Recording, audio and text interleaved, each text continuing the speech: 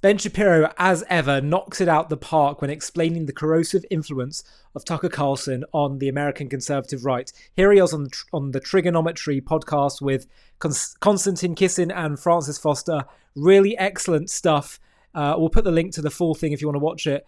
But this is a really important breakdown. This is a clip I've selected where he goes into Tucker Carlson and explains what should be obvious to many by now, hypocrisy and flaws in his moral stances, or immoral stances, I would say. Have a watch. We talked about Tucker, and one of the things is quite clear that, as you say, there's been a direction of travel change very significantly since he left Fox and started doing what he's doing. He's hosted a whole number of people that clearly are pushing a particular worldview. I think that's fair to say. What do you think he's up to with that? I don't like to attribute inauthenticity to people, so I will assume that it's reflective of his actual worldviews.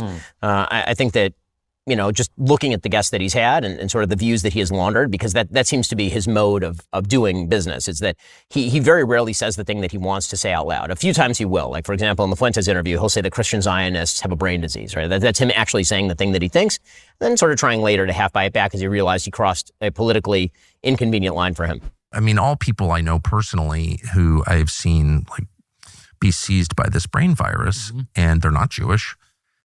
Most of them are self-described Christians, and then the Christian Zionists who are, Christian Zionists. Like, what is that? Right. And I can just say for myself, I dislike them more than anybody. Because what? Because it's Christian heresy, and I'm offended by that as a Christian. But mostly what he does is he has on people, and then that's fascinating. That's very interesting. Now, of course, Tucker is perfectly capable of carrying out a very adversarial interview, as he did with, for example, Ted Cruz. And so pretending that he's not doing that thing is, I think, insulting to the intelligence. And the right would not accept it in any other context. If a reporter has on Kamala Harris and asks her 0 difficult questions except how brat she is, then we are rightly going to assume that reporter is pro-Kamala Harris, right? And it's not doing their actual journalistic job, and you can sort of intuit views that way. Guest selection is definitely a big one. How you treat your guests is a big one. We can sort of intuit the views. I think that the Tucker's general belief from looking at the way he has done his sort of foreign policy talk is that it's not just that America is overextended, it's that America is a sort of nefarious force in the world, and wherever American support for allies happens, then it must be the result of domestic manipulations, and that the most important thing right now is to essentially go autarkic, to bring, I think this is the most charitable read, to bring, American resources home, to not be involved in the world in any way, and most importantly, that anybody who opposes this agenda is a tool of a foreign agenda, or is a malign actor, which is the thing that differentiates, I think, some of how Tucker does his business from others. I think Tucker is very fond of using emotivism, where he attributes motive to people in order to not even debunk the argument, but simply to just say, they're a bad person, they hate you, they want to hurt your children, and I despise them. I despise them comes up a lot on his show, which I've always found kind of strange. Like, I don't know why that's an argument. Why are your feelings even sort of relevant to the point that you're making? It's a sort of strange political take. I despise. I mean, who cares? And I despise lots of things. I mean, broccoli is not my favorite. Like, of what relevance is this? Well, it's interesting that you say that. And whenever I hear Tucker, I listen to him, there does seem to be it kind of reminds me of like a failed romantic. He had this romanticized idea of America and what America was. He's now fallen out of love. And like a guy who's gone through his first breakup, he looks at his girlfriend and goes, "Oh, she's a massive bitch." I mean, I think that I think that probably he would agree with that on America's foreign policy. I think he talks about this openly about, for example, the war in Iraq, but I think that he's been critical of pretty much every American foreign policy decision since World War II, including World War II. I mean, really, including World War II, right? I mean, he has on guests who have said repeatedly, not just one, multiple guests who have said that either America took the wrong side in World War II or the true villain of World War II was Winston Churchill. He himself has said, what did Churchill actually gain? Because now London is a terrible place, which is sort of like saying that there's litter in the streets of New York, therefore the Enlightenment was bad. It's like clearly he thinks something went fundamentally wrong with the West around the time that World War II happened. And, why he's saying that and what is the viewpoint that defines that. I think he's sort of left that undefined, so I'll leave that undefined. All I'll say is I think that it's untrue. I think that some of the views, many of the views of the people that he brings on run counter to traditional American conservatism at the very, very least. Mm-hmm. Look, the brilliant thing about social media and podcasting is that there's no gatekeepers. The terrible thing about social media and podcasting is there's no gatekeepers. And when you look at people like Tucker and you look at people like Candace, when they were in large organizations and they had to report to people, there were guardrails and they couldn't go off the reservation. Whereas now they can go off the reservation and we've seen what's happened. I mean, again, I think that it's not even a matter of gatekeepers as much as it is of a willingness to sort of be checked by people and listen to maybe better judgment. Because I think that there's a case to be made that many of the gatekeepers have sucked, and getting rid of some of the gatekeepers was good. But I think that what is required of consumers of information now is significantly more than was required of consumers of information 15, 20 years ago. You have to be your own gatekeeper now. Yeah, and most people are not really good at that. It's not even a matter of qualification, it's just they're not very good at it. Because again, you're consuming information like a fire hose, and it's coming at you on social media from an algorithm that I think is quite perverse in places like X or on Reddit or wherever you are, TikTok. And so unless you are a very informed person to begin with, it's very difficult to know what sources to trust. And that's when you get into a bit of confirmation bias. And that's where we get back to sort of the original point that we were making, which is the people who pander most strongly to your sensibilities, which is that you have been wronged by some sort of conspiratorial coterie of people who are aiming to crush you underfoot. That's a very flattering idea, because then the idea is that you're not responsible for any of your own actions, and that all solutions are just simple if only you had the power to implement them. And you also get incentivized to create this type of content, because the more of this kind of conspiratorial content, let's just call it that you make, the more likely people are to engage with it, because they're thinking to themselves, oh, this is interesting, this is dangerous, I want to hear what he's well, secret's being uncovered. Whenever a secret is being uncovered, that's much more interesting than somebody saying, hey, there's no secret, everybody's bad at their job. which, by the way, is actually significantly more accurate. In virtually all circumstances, people are just not good at things who think they were going to be good at things, and then the results are bad. But it's much more sexy if you say, no, there's a nefarious secret. There's a group that meets in secret and they get together just to f you. Yeah. Right? That's flattering to your sense of self. It's flattering to your sense of the world. And now you're part of an informed group of people who really know the thing that nobody else knows. Well, that's very true. And I think another piece, and I wrote about this on my Substack, I don't know if you saw, but it was about what's happened to young men in particular over the last 10, 15 years, where we had this woke period where if you were a straight white man, there was dog shit, and then straight white men a lot of levels below that.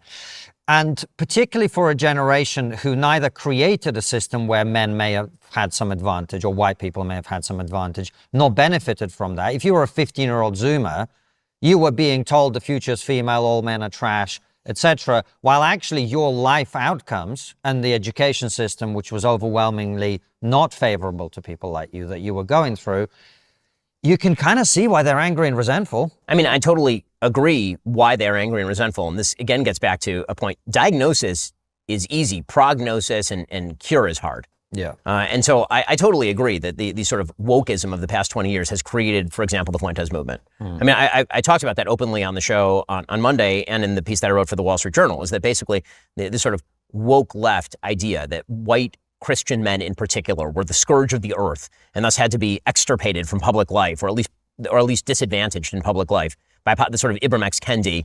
The only way to fix the injustices of the past is to engage in injustices in the present. I can see why that would drive a sort of white Christian identitarianism. I think that in order for that identitarianism to take place, it can't really be a Christian identitarianism, because Christianity, last I checked, and again, I'll let others who are more expert in this topic than I speak to this, is a system that distinguishes neither Jew from Greek nor slave from master. Right? I mean, the idea is that all are equal it's about individual equality was one of the key functions of Christianity. So you have to come up with kind of a pseudo-Christianity where, certain people are superior to other people. And I think that that's a really negative thing, which is why you've seen some systemic immunity to it among more traditional Christian groups, actually. But I think that the move that you see, it is understandable, but the normal curative to woke should be meritocracy.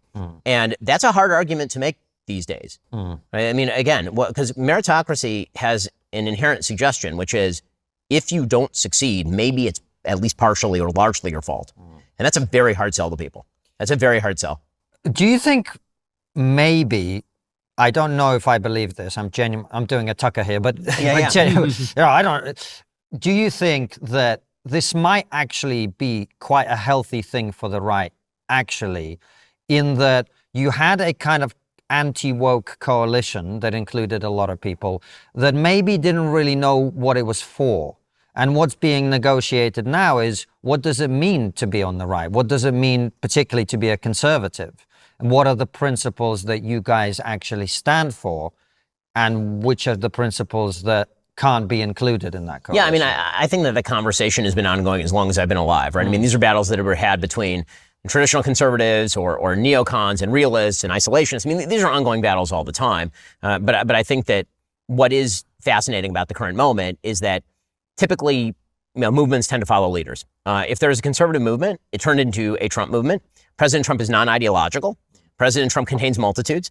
He has sort of instincts and impulses in many cases rather than a thoroughgoing ideology. And so roiling under the surface of the Trump presidency has been a lot of these divisions for a while. And, I think that there are a lot of people who are planning for the post-Trump era, and they're trying to make moves right now in order to sort of consolidate their viewpoints in the post-Trump era. So I think some of this is absolutely natural. But, I think that if we're going to have these conversations, we ought to be at least honest about what it is that we believe. And one of the things that I think that we're not really addressing at the moment, which I find very interesting, is the use of humor. Now, one of the things that the wokeism did is they clamped down on humor. Any type of humor that wasn't broadly in their worldview was seen as oppressive, racist, patriarchal. Pick the term, and you were probably accurate. But what people like Fuentes and other people have done so well, in my opinion, is they've tapped into that. For sure. Where people felt like you couldn't laugh at this joke or that joke. And Fuentes has just opened the door and gone, you know what? Let's say the retard word as many times as we want and whatever else it may be, and it's going to be a free-for-all. And when you've been constrained for that long, that feels really invigorating. Well, I do think that there's a transgressive side of the conservative movement right now that's really just enjoying, like flexing in the new freedom of the Trump era. I think that's for sure true. The danger, I think, is that, Chesterton, I think, was talked about the idea that actual authentic belief systems can be destroyed with an ounce of cynicism, and basically trollery is a form of cynicism very often. And so, funny is funny, but it is also true that funny doesn't build things. Funny tends to destroy things. Funny does not tend to build things. And I think that the impulse toward humor it can be awesome. We all love to laugh. We all like a good joke. And there are many different types of jokes, right? I mean, there's jokes that poke fun at human frailty, and then there are jokes that are designed to legitimately tear other people down and harm them. And they're not all quite the same. But I think that one thing that's happened is that terrible views very often are shielded with this sort of like, well, am I joking? Am I trolling? Am I not really trolling? And the answer is, if the outcome is the same, then I'm not sure why I'm supposed to pretend that it's okay just because you're joking when you sometimes say it and sometimes don't. And that's a really profound point, because we've seen more and more comedians come on and give, public opinions about subjects as complicated as the Middle East and the war in Russia. Yeah, there's this clown nose on, clown nose off thing that's been going on with the entire comedian world really since Jon Stewart. And I think that's bad. I think if comedians want to be comedians, they should be comedians, and then we should stop pretending that they are experts in foreign policy or domestic policy. And if, somebody wants to, like, I make jokes on my show, I'm not a comedian. And so you should take seriously the views that I express as my own views. My problem is when I can't tell what is your view and what isn't, and when you hide behind the humor to say, it's not really my view, it's just humor, and then when you're caught, the clown nose goes back on. That just seems fundamentally dishonest to me. And do you think as well, Trump sort of ushered this in, didn't he? Because the first time we saw him in 2016, I remember watching him in the debates going, this guy's a comedian, because the entire purpose of a comedian really is to be disruptive. It's to disrupt the status quo. And that's very much what Trump did. I think for sure. And I think that was the problem that many of us who were sort of traditionally in politics had with President Trump during his first presidential run. And then he got to be president, and, you got to see what he did when he was actually president. And so what I used to say during his first term is, well, now that he's president, I can judge him based on the thing that he's doing, not just the thing that he's saying. And I think most Americans came to that conclusion, right? So now, at the beginning of his presidency, do you remember how every evening news broadcast started with a Trump tweet? Like every single one is like, he tweeted this today, and I just can't believe he tweeted this today. And then about 6 months, everybody's like, okay, so he tweeted a thing, like cool. And now we don't even pay attention when he tweets a thing, right? And in fact, he has to have it like a sign off, thank you for your attention to this matter, so we know that he's not trolling, right? But like I think that's because we got to see him in practice. The problem is with people who, you know, are in the business of viewpoint, you don't actually get to see what their practice looks like. All you have is the rhetoric. So now I'm supposed to judge whether when, you know, Nick Fuentes says Team Hitler, does he actually like Hitler, or is he just joking about liking Hitler? And what is the practical difference between joking about liking Hitler over and over and over, and also espousing Hitlerian beliefs, and actually just liking Hitler? Like, and at what point does the onus? Why is the onus on the viewer as opposed to on him to clarify what it is that he thinks? So really interesting stuff there from Ben. And one of the things that I think needs to be stated clearly and firmly is this notion that some people have on the conservative right in America. And they say, look, we can't go too much after Tucker Carlson, or rather his viewers, and even Fuentes' viewers, because we don't want to alienate them. These are people who understandably feel very beaten up by the woke progressive paradigm in the West, in society and culture. And so they're attracted to Tucker's and other, you know, alt-right countercultural narratives. And if we just attack them, then they're not going to be able to listen to us. And we do want to bring them in. I think this is fundamentally flawed.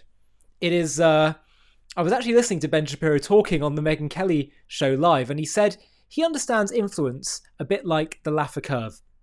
The Laffer curve is an economic theory, tax principle created by Arthur Laffer, where he said that, look, if you tax people 0%, you're not going to get any income. Revenue, rather, for the government. If you tax people 100%, you're also not going to get anything because people just won't work. So there's like a sweet spot. I think he argued it was something like maybe 20% or something like that in taxation, where you get the most productivity and the most tax revenue. Make it too high, you start to lose revenue. Make it too low, and etc., etc. You don't get any revenue either. So he said this applies to influence as well. If you have all the boldest opinions in the world, but you don't have any platform to speak on, you've got no influence. If you've got a massive platform, but you're not prepared to speak out when you need to go against the tide, or you have a moral duty to, you also have no influence. So to say, well, we don't want to lose them, well, if you can't speak out and speak up and give moral clarity, what kind of influence do you have? They're the ones leading you. They're the ones influencing you. It's a great point. And actually, I would say that if you want to be, you think there's a real hunger for pushback against, let's say, radical woke ideology, especially men who are looking for masculine figures, they want to not feel ashamed of masculinity. Show what healthy, real, good, moral masculinity should look like, which is having moral principles and not giving into bullying politics and saying this is right and this is wrong, calling out bad ideas and bad behavior. That is real masculinity, and they'll respect it. It's like, imagine you had a teacher or a parent that said, well, I mustn't call out my child or tell them why they're wrong, or tell my student why they're wrong, because then they might not like me or won't listen to me. I'll lose my influence on them. No. Students, children are actually yearning for moral direction and clarity. And Ben Shapiro is a shining example of that. It is a dangerous, dangerous road to go down and say, I should no longer speak up and give moral clarity because, then people won't listen to him anymore. I do understand the principle you have to pick your battles. I do understand the principle you have to pick your timing. But I think when it comes to timing and when it comes to this battle, it's an important one. Amy Swearer, who challenged Kevin Roberts, the president of the Heritage Foundation, we saw incredible footage of that. I released a video of that a few days ago on JTV. You should check it out. In a private leak, I think it was a leaked internal meeting, I guess. She said to President Roberts, who basically was being far too morally ambiguous about Tucker Carlson from his various statements, she said, you're not speaking as a president of an important conservative organization in America. You're not speaking like someone who knows what time it is. It is an important time to speak out against the corrosive direction that the conservative right is taking in America. And therefore, I simply say, if not now, when? Now is the time to speak up. We all have to do it. A quick message. We all hear about the Palestinian displacement, or Nakba, of 1948. But there was another, even greater displacement that we haven't been told about. Nearly 1 million Jews were expelled from Arab lands at the exact same time. Watch the trailer for our new and absolutely essential documentary called The Real Nakba. And if you want to watch the full film, just click the link below in the video description. We've all been told about the Nakba, the Palestinian catastrophe of 1948. Around 700,000 Arabs were displaced. But here's what you're rarely told. That displacement didn't come from some Jewish plan for genocide. It wasn't Israel's goal. It wasn't Israel's desire. It happened because Arab leaders launched a war of annihilation. They tried to wipe out the newborn Jewish state, vowing to drive the Jews into the sea. And in the chaos of that war, people fled. Many because their leaders told them to, promising they'd return after victory. But the term Nakba was originally used to describe the fact that the Arabs lost the war, not the displacement. Now the term describes the displacement of war used as a political weapon against Israel. But you know, there was another Nakba you haven't been told about. A catastrophe rooted not in the fog of war, but in the clear, deliberate desire for persecution and genocide. It happened at the very same time, and it led to even more displacement. Yet most of the world has never heard of it. Over 850,000 Jews, more than the number of displaced Arabs, were driven from their homes across the Arab world. Communities that had thrived for millennia were uprooted overnight. Families stripped of citizenship, of property, of dignity, assaulted, expelled, forced to flee with nothing but their faith. Why? Because they were Jews.